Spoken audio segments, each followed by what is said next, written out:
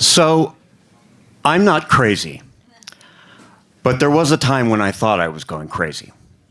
I was in the supermarket buying apples next to this woman, and all of a sudden I hear, "Ha ha, I'm the Pillsbury Doughboy.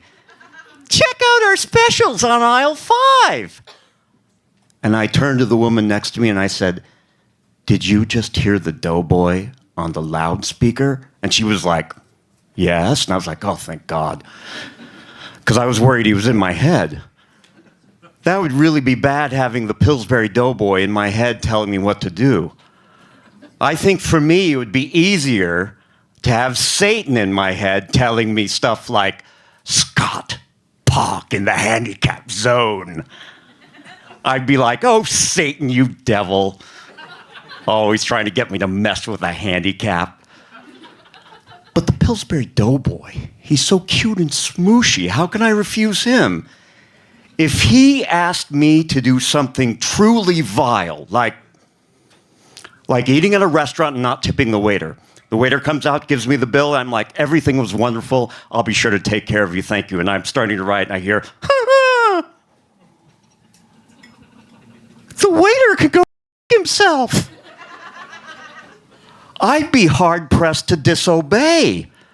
I mean, everything the Doughboy does is in the service of improving the human condition as it relates to baked goods. Anyway, some people do think I'm crazy just because it's my hobby to go into public and give people the creeps.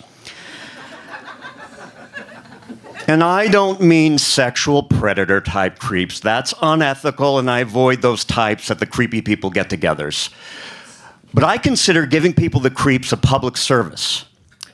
Were you aware that when you get the creeps, which is to say someone around you is behaving creepily, did you know, according to science, that is one of the best things for your health? According to science, that feeling you get, it goes all over your body. That's your mitochondria shedding and renewing itself.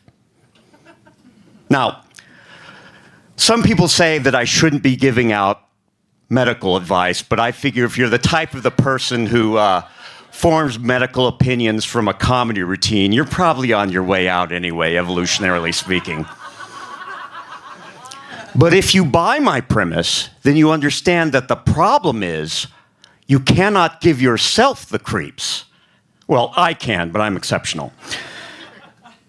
So how do you help people then? One great way to give people the creeps is by inventing a new religion and selling it to them. I invented a religion around the dinosaurs, the T-Rex in particular, and I like to sidle up to people like this. "Do you honor him, sir? The noble Tyrannosaurus Rex? He once ruled this planet, and as if to mock all creation, he did so without hands. Show him that you honor him by making T-Rex hands. He did not go extinct. No, he's only on vacation. When he returns, those who honor him will be the last to be devoured."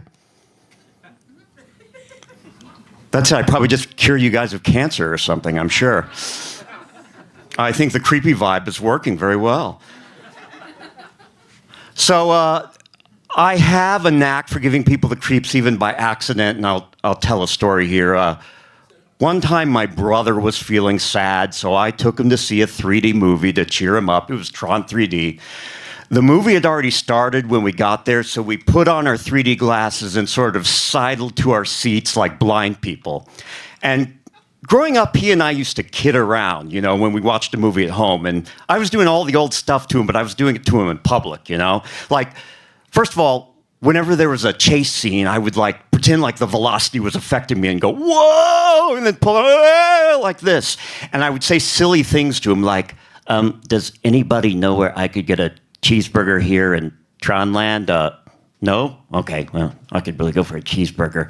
And one character had a line that said, "I made this world from my own mind." And I said to my brother, "I made this world from my own poo."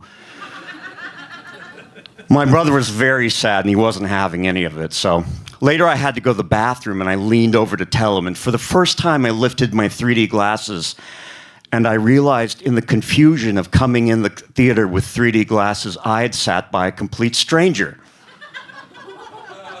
And I thought, this guy probably thinks I'm nuts. So what I told him was, I said, pardon me, I'm not nuts. It's just, I was being told to do those things by the Pillsbury Doughboy. My name's Scott Williams. You can see me at uberscott.com. Thanks for coming. Thank you, Leslie.